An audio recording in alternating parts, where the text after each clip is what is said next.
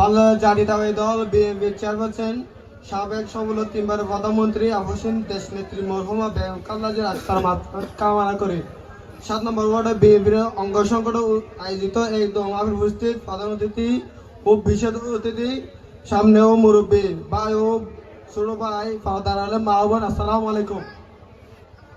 মরহুমা দেশনেত্রী সারা জীবন গণতন্ত্রের ও মানুষের অধিকার রক্ষার আবশ্যিক ভূমিকা রেখেছেন। তার ত্যাগ ও আবদার জাতি কখনো ভুলবে না।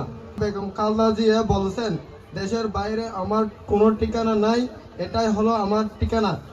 এই দেশের মাটি ও মানুষের আমার কাছে সব কিছু।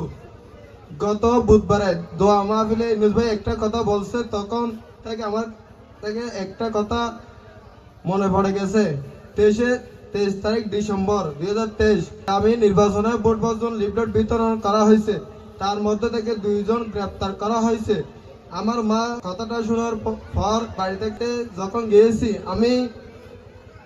আমার মা আমাকে রাতে বাড়ি থেকে বের করে দিয়েছে, যে কারণ আমার মায়ের সামনে আমাকে যেন গ্রেপ্তার না করে। অনেক কষ্ট বিনিময়ে দল করেছি। আমরা দেখতে পাচ্ছি অনেকে বিভিন্ন ব্যবসা করতেছে, যা সমাজে পছন্দ করে না। আমাদের দলের লোকও আছেন, বলছি সরে যান, না হয় আমাদের দলের বিরুদ্ধে ব্যবস্থা নেওয়া হবে। আপনারা একটা ভোটের কারণে 100 নষ্ট করতে পারি না। বেগম খালেদা জিয়ার জন্য দোয়া, মরহুম মহান আল্লাহর কাছে দোয়া করে তিনি যেন জান্নাতের ফেরদৌস নসিব করে। আরফাতুর রহমান কুকুর জন্য মহান আল্লাহর কাছে দোয়া করে তিনি যেন তার জান্নাতুল ফেরদৌস নসিব করেন। তার আদর্শ অনুপ্রেরণা হয়ে জাতির কল্যাণের কাজ করার তৌফিক দান করেন।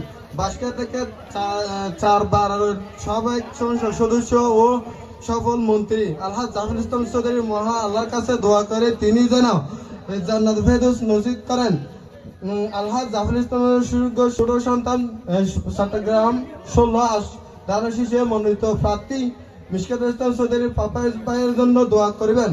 1971 সালে মুক্তিযুদ্ধের শহীদদের আত্মার মাগফিরাত কামনা করি। 2020 জুলাই মাসে সকাল শহীদদের আত্মার মাগফিরাত কামনা করি। শহীদ জিয়াউর রহমান ওমর হক, বেগম খালেদা জিয়া জিন্দাবাদ, তার রহমান জিন্দাবাদ, বিএনপি জিন্দাবাদ, জিন্দাবাদ।